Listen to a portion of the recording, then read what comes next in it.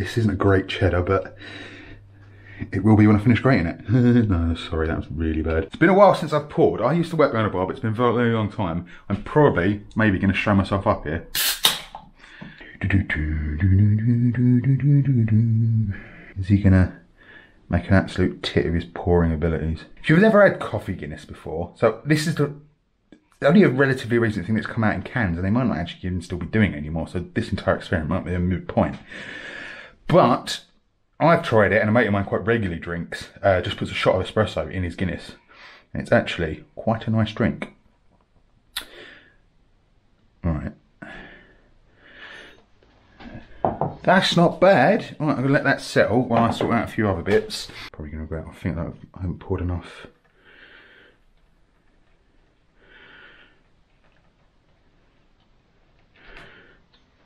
Could do with a bit more head on it, but that's not bad. I do like a pint of the black stuff.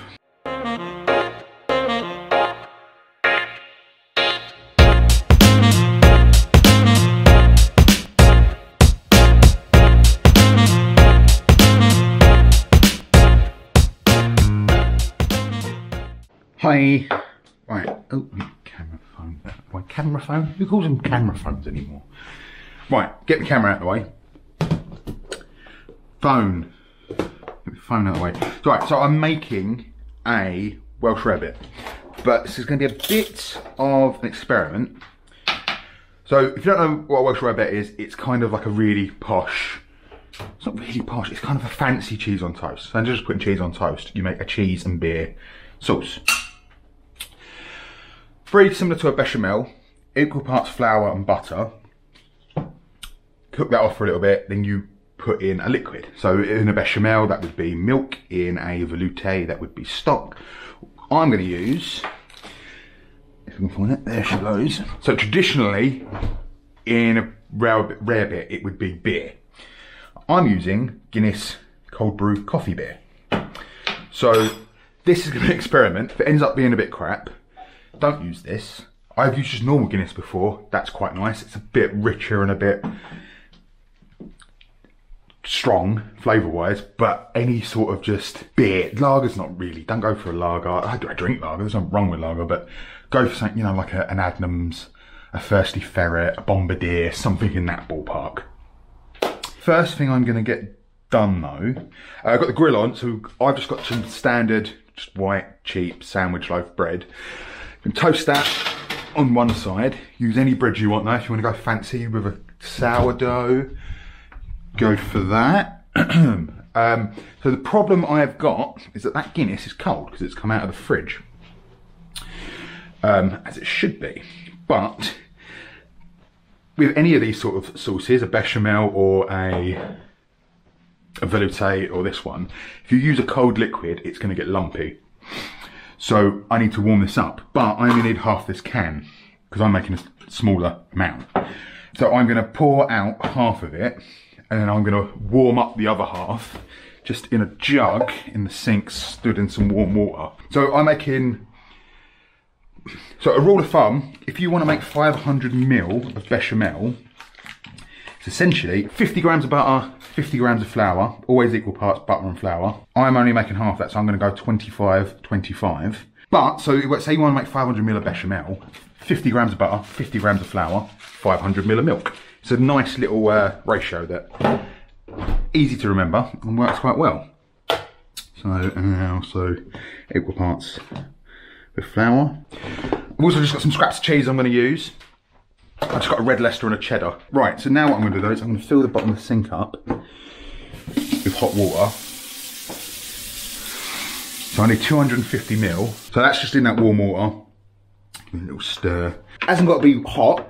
We just don't want it to be, I mean, room temperature's fine. If you buy a can to make this, don't chill that can down. Right, so I'm just going to grate this cheese and we'll cut forward. Actually, I might as well get that pan on. Start melting that butter. Only a low heat. And check my toast for, there we go.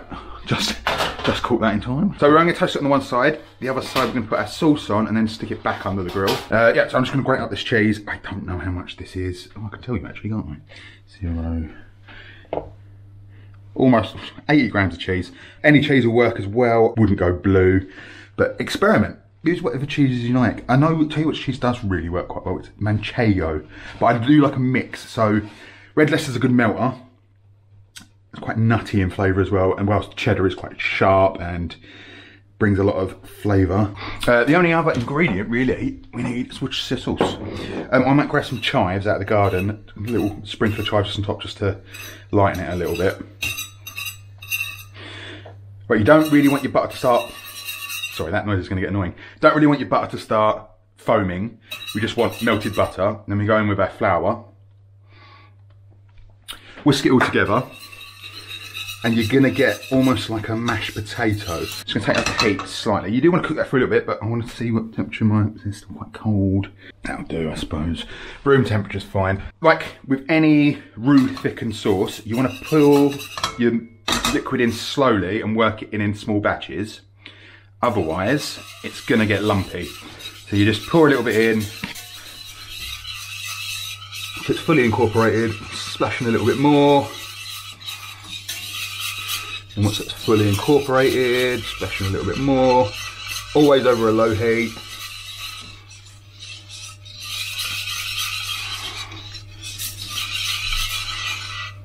Even lower.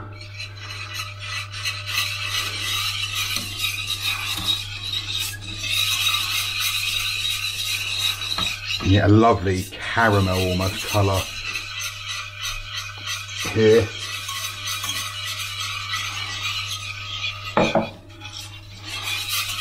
Make sure you're working all, you don't want any pockets of roux left that haven't got any liquid being absorbed into them. And then you can go a bit further, faster as you go further along with the sauce.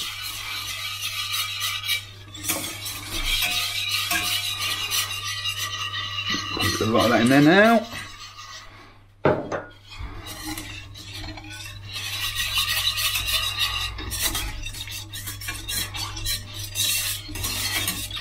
As that heats, it will thicken.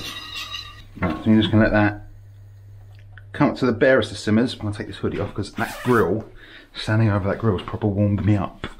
At this point we can add a fair bit of black pepper. Not going to add salt just yet because the cheese is kind of salty.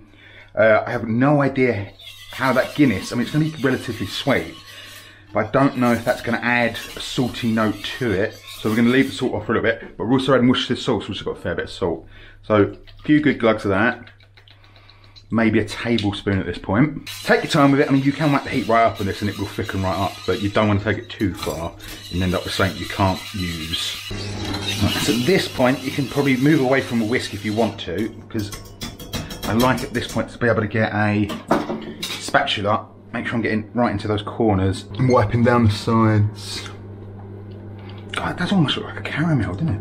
Right, I'm going to take it off the heat, and we're just going to use the heat that's in that pan to melt the cheese. Because if you heat the cheese too much, it will split, and you'll get just a thick oil slick and chunky, lumpy milk residues. And I'm just going to melt that cheese through there. This will thicken it up a little bit more as well on top.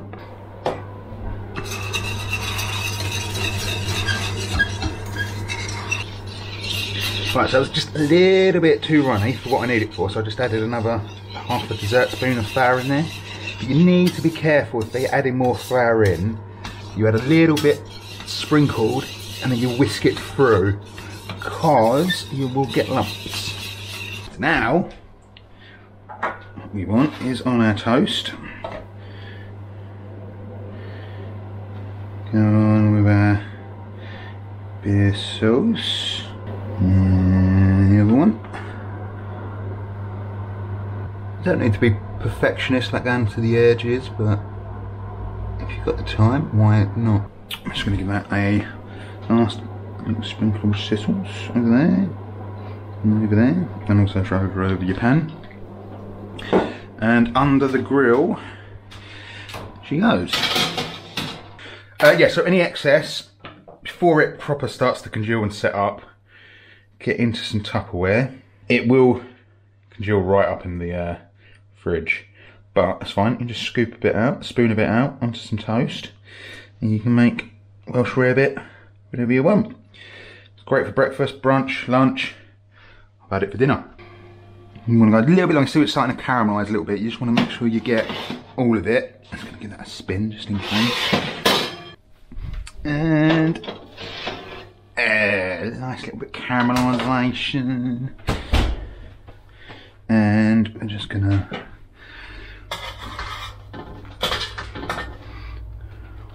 whack it on a plate. And I'm just going to give it the garnish, just a little sprinkle of chives.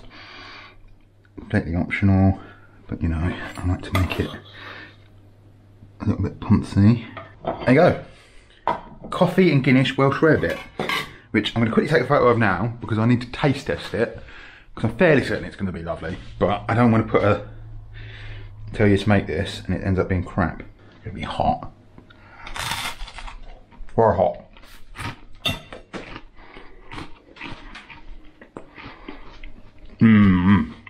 Yeah, it works. It doesn't taste of, there is coffee there, you can tell that there's coffee there, but it's such a subtle, earthy, bitter note behind like the sweetness of the Worcestershire sauce and pepperiness of the Worcestershire sauce. Yeah, try this. If you can get on the coffee Guinness. If you can't get on the coffee Guinness anymore. And I put a shot of espresso in 250ml, say 200ml of Guinness, 50ml of espresso. That might be too strong. You test that one out and get back to me, let me know. I'm going to make my lunch, brunch. Well, I mean, it is after lunchtime, half 12, but I ain't had breakfast yet. But there we go. Missed the video last week, I do apologise, didn't have anything to upload. I didn't want to rush, but been a bit all over the place, busy and stuff going on at the moment. But with a bit of luck, I'll get back, I won't miss any more. But that's pretty much it. You know, like, comment, subscribe, hit the bell, hit me up in the comments, follow me on Instagram, and I'll see you next week. I'll finish my Guinness and have me Guinness cheese on toast Welsh Rarebit. But yeah, that's that. And I don't know what goodbye is in Welsh, so arroth, which is slow, I think, and poppity ping is microwave. Yeah, right. Bye.